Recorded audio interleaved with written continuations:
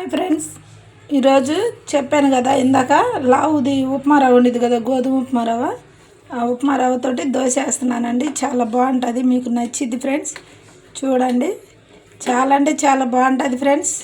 చాలా టేస్టీగా ఉండిద్ది, బాగుంటుంది మీకు నిజంగా ఫ్రెండ్స్. ఇది మనం కొంచెం మందంగా వేసుకోవాలి, అంటే కొద్దిగా లావుగా వేసుకోవాలి ఫ్రెండ్స్. చాలా అంటే చాలా బాగుంటుంది ఫ్రెండ్స్. నేను ఆయిల్ కొంచెం ఎక్కువగానే వేసాను. ఆయిల్ ఎంత ఉంటే అంత మంచిగా అయ్యిద్ది రొట్టె. చాలా బాగుంటుంది ఫ్రెండ్స్. మీకు టేస్టీగా ఉండిద్ది, మంచిగా రుచిగా అనిపించింది. దీంట్లో ఎండు కొబ్బరి అన్నీ వేసేసాను కదా, చాలా అంటే చాలా బాగుంటుంది ఫ్రెండ్స్. రుచిగా ఉండిద్ది. ఇప్పుడు మంచిగా ఉడుకుతుంది, ఓకేనా? ఉడుకుతుంది ఫ్రెండ్స్. ఇది ఇప్పుడు ఉడికినాక రొట్టె మంచిగా నీట్గా వేసుకోవాలి. నీట్గా వేసుకొని దీని మీద మూత పెట్టుకోవాలి. ఇప్పుడు ఈ రొట్టె ఉడికిన తర్వాత చాలా అంటే చాలా బాగుంటుంది ఫ్రెండ్స్. మీకు నచ్చిద్ది, ఓకేనా? చాలా టేస్టీగా ఉండేది, బాగుంటుంది ఫ్రెండ్స్. రుచిగా ఉండేది, బాగుంటుంది, మీకు నచ్చిద్ది ఫ్రెండ్స్. చాలా అంటే చాలా బాగుంటుంది ఫ్రెండ్స్. ఇది ఇప్పుడు మీకు ఎలా దీన్ని వండాలో మొత్తం నీకు నీట్గా చెప్తా ఫ్రెండ్స్. ఇప్పుడు అదిగో ఫ్రెండ్స్, ఇప్పుడు ఉడుకుతుంది.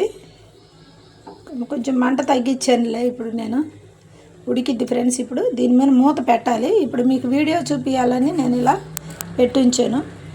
ఇప్పుడు మూత పెడితే మంచిగా ఉడికిద్ది. మూత పెట్టలేదు అనుకో మనం ఇంకా ఇదిగా అనిపించిద్ది. చాలా బాగుంటుంది ఫ్రెండ్స్. చాలా అంటే చాలా టేస్టీగా ఉండిద్ది, రుచిగా ఉండిద్ది. ఇది రెండు రొట్టెలు అవుతాయి. చాలా మనం వండుకునే దాన్ని బట్టి ఉండిద్ది. ఏదైనా మంచిగా నీట్గా వచ్చింది ఫ్రెండ్స్. మనం గెంటి పెట్టుకొని తిప్పుకోవాలి. అడుగంటని ఇవ్వకూడదు. చాలా బాగుంటుంది.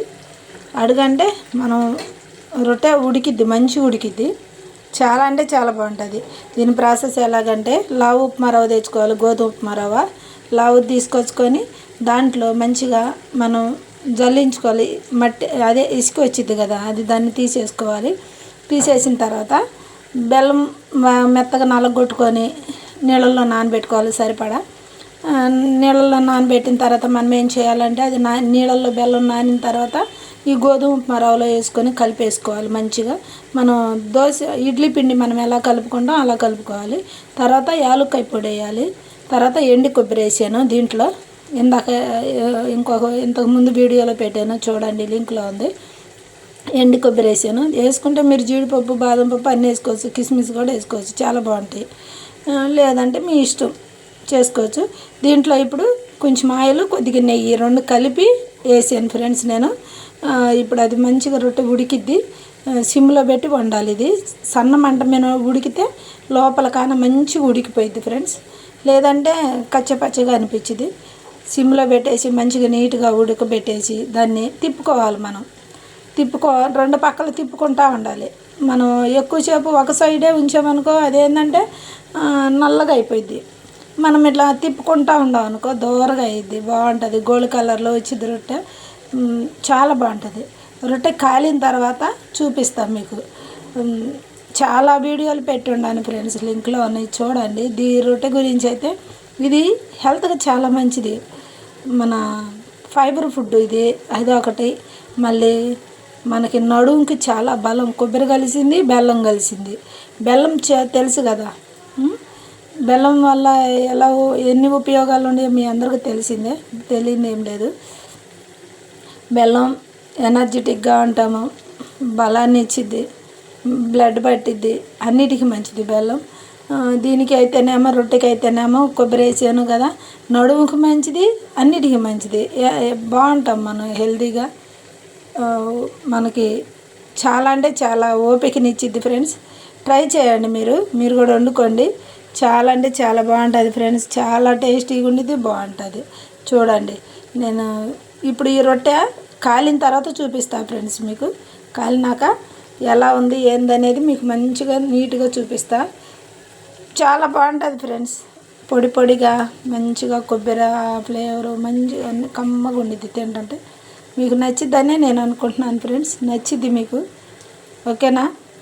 అంటే నీకు నచ్చితే మాకు నచ్చాలని అయితే కాదు, కానీ బాగుంటుంది ఫ్రెండ్స్. ఇది చిన్న పిల్లలు కూడా చేసుకోవచ్చు. ఏముంది రవ్వ తెచ్చుకొని జల్లించుకొని మట్టి ఏమన్నా ఉంటే పోయిద్ది జల్లించేసి బెల్లం నలగొట్టేసి బెల్లం వాటరు ఈ రవ్వలో మన ఇడ్లీ పిండి ఎలా కలుపుకుంటాం అంత పిండి అలా కలుపుకోవాలి. కలిపినాక ఎండు కొబ్బరి మనం ముక్కలు కట్ చేసి మిక్సీలో వేసి మిక్సీ కొంచెం కచ్చపచ్చగా పట్టాలి. ముక్కలు పట్టి ఈ పిండిలో కలిపేయాలి. యాలక్కాయ పొడి కలిపేసిన తర్వాత ఒక అరగంటకు పైన నాననియాలి. అరగంట నాననియండి చాలులే. అరగంట నానిన తర్వాత ఇక నేనైతే నెయ్యి ఆయిల్ 2 కలిపేసాను ఫ్రెండ్స్. ఎక్కువ నెయ్యి వేసినా కానీ మంచిది కాదని చెప్పి 2 కలిపేసాను. కమ్మగా ఉండిద్ది. రొట్టె ఉడికినాక చూపిస్తా. ఓకేనా ఫ్రెండ్స్? నా ఛానల్ని సబ్స్క్రైబ్ చేసుకోండి, లైక్ చేయండి, షేర్ చేయండి, కామెంట్స్ పెట్టండి ఫ్రెండ్స్. చూడండి రొట్టె ఉడికినాక మంచిగా మీకు వీడియో పెడతా. Okay friends, bye bye friends, bye.